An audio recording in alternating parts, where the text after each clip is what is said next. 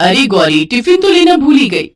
बेटी इतनी जल्दी जल्दी में भाग रही है, ये टिफिन यही रह जाता तो फिर तू कैंटीन से कुछ लेकर खाती। पहले ही बाजार के खाने की वजह से बिल्कुल सेहत नहीं बन रही है। अपने काम के साथ साथ अपना ख्याल भी रखा कर। और ये ले माँ दुर्गा का प्रसाद। माँ, आपको पता है ना, ये मेरी नई नई जॉब लगी है तो टाइम पर पहुंचना बहुत जरूरी है। लाओ टिफिन दे दो और ये प्रसाद भी। बाय, शाम को मिलती हूँ। बाय बाय बेटा, ध्यान से जाना और ऑफिस पहुंचकर मुझे फोन कर देना। गौरी अपने माता पिता की इकलौती संतान थी। गौरी की माँ दुर्गा माता की परम भक्त थी और वो शादी के कई सालों बाद माँ दुर्गा के आशीर्वाद से ही माँ बनी थी। इसीलिए वो गौरी को माँ दुर्गा का आशीर्वाद ही मानती थी। गौरी की नई नई जॉब लगी थी, इसीलिए वो सुबह जल्दी ही ऑफिस निकल गई। जॉब का उसका पहला दिन था, इसलिए गौरी टाइम पर पहुंचना चाहती थी, पर सॉरी सर, मुझे आने में थोड़ी। कोई बात नहीं गौरी, आज तुम्हारा पहला दिन है, लेट हो जाता है। खैर छोड़ो, तुम यहाँ बैठो, मुझे प्रेजेंटेशन तैयार करनी है। जी सर। गौरी के बॉस का नाम दीपक था। दीपक गौरी से बहुत अच्छे से पेश आता है। गौरी उस ऑफिस में अपने आप को कंफर्टेबल फील करने लगती है। उसे वहाँ पर कोई भी परेशानी नहीं हो रही थी। गौरी रोजाना ऑफिस टाइम पर पहुँचती और शाम को टाइम पर घर जाती। अच्छी बात है बेटा, ऐसे ही मेहनत करके काम करेगी तो देखना तुझे बहुत सफलता मिलेगी। माँ, ऑफिस में भी सभी बहुत अच्छे हैं। सर भी बहुत अच्छे से बात करते हैं, कभी भी गुस्सा नहीं करते। मेरी एक नई फ्रेंड भी बन गई है, सोनिया नाम है। उसकी भी अभी मेरे साथ ही नौकरी लगी है। चलो अच्छी बात है, तुम्हारी दोस्त भी बन गई। ऑफिस का माहौल भी अच्छा है। मैं तो माँ दुर्गा से यही प्रार्थना करूंगी कि वह हमेशा तेरे साथ रहे, हमेशा तेरी हर मुसीबत में रक्षा करे। देखा, तुम बेकार ही डर रहे थे। गौरी अपने नए ऑफिस में बहुत खुश है। चलो अच्छी बात है, हमारी बेटी खुश है। गौरी की सहेली सोनिया भी कुछ दिन पहले ही इस नौकरी पर लगी थी। गौरी, तुझे दीपक सर थोड़े अजीब नहीं लगते? नहीं तो मुझे तो सही लगते हैं। अजीब मतलब मुझे उनकी नजरें ठीक नहीं लगती। मैं सोच रही हूँ जॉब चेंज कर लूँ, मुझे थोड़ा कंफर्ट फील नहीं हो रहा। कैसी बातें कर रही है सोनिया, तेरा ही तो सहारा है मुझे यहाँ। तू होती है तो मुझे यहाँ पर कोई चिंता नहीं होती। अब तू कह रही है जॉब चेंज कर रही हूँ। अरे अभी नहीं, अभी दूसरी मिलेगी तभी तो ये वाली छोड़ूंगी ना। अभी टेंशन मत ले, अभी कहीं नहीं जा रही हूँ, पर तू भी दीपक सर से थोड़ा बचकर रहना। हाँ हाँ, चिंता मत कर, चल चले, लेट हो रहा है। गौरी और सोनिया अक्सर साथ ही घर के लिए निकलती थी। एक दिन सोनिया की तबीयत थोड़ी ठीक नहीं थी, इसलिए वो छुट्टी पर थी। दीपक ने गौरी को केबिन में बुलाया और बोला, गौरी ये सारी फाइल्स आज ही चेक करनी है। मेरी कल सुबह ही एक अर्जेंट मीटिंग है, तो ये सारी फाइल्स को लेकर यहीं बैठ जाओ और चेक करती रहना, और मुझे एक पूरी प्रेजेंटेशन तैयार करके दो। जी सर। काफी देर हो गई। गौरी ऑफिस में काम करती रही। सारा स्टाफ जा चुका था, पर गौरी दीपक के केबिन में थी, तो उसे इस बारे में कुछ पता ही नहीं चला। जब काम खत्म हो गया तो गौरी दीपक के केबिन से बाहर आई। बाहर तेज बारिश भी हो रही थी। गार्ड भैया सब लोग जा चुके हैं क्या? जी मैम, सारा स्टाफ जा चुका है, सर भी गाड़ी लेकर निकल गए हैं। आज आप ही लेट हो गए। हाँ, वो थोड़ा काम ज्यादा था। सर निकल गए? जी मैम, वो अभी अभी तो गए हैं।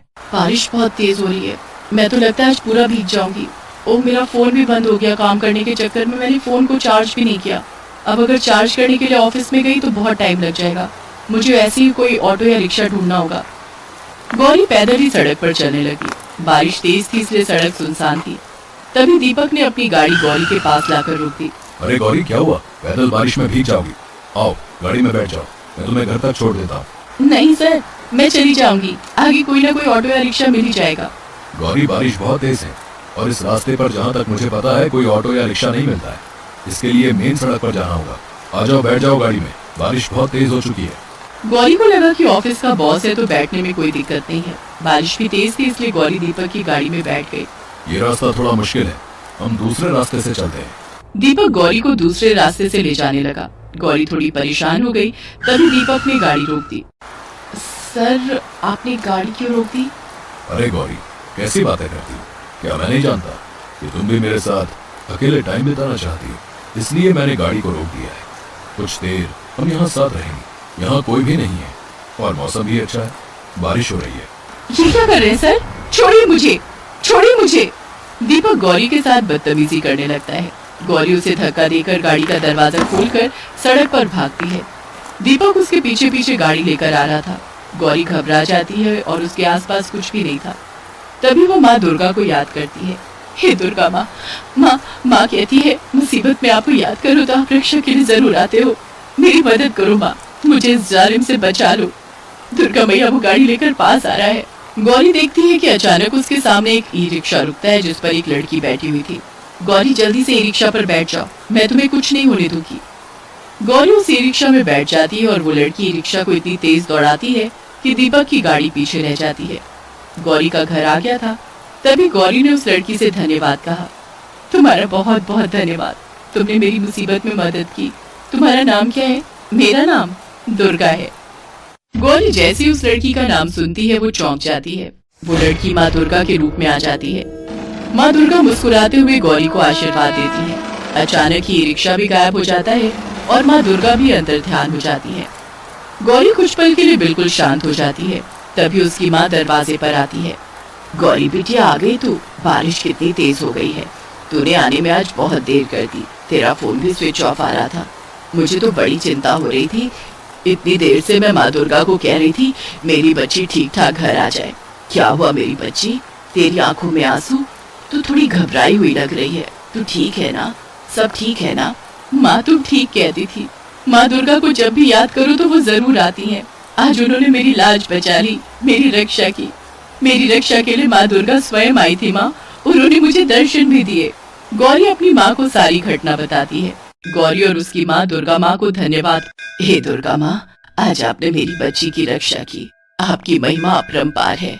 जय दुर्गा मैया, जय दुर्गा मैया। अगले दिन गौरी नौकरी से इस्तीफा दे देती है और दीपक के खिलाफ पुलिस में रिपोर्ट लिखवाती है। पुलिस अपना एक्शन लेती है। गौरी की हिम्मत देखकर सोनिया के साथ साथ और भी ऑफिस में काम करने वाली लड़कियां सामने आती हैं जो दीपक के खिलाफ बोलती हैं। दीपक को पुलिस पकड़ लेती है और उसे सजा हो जाती है।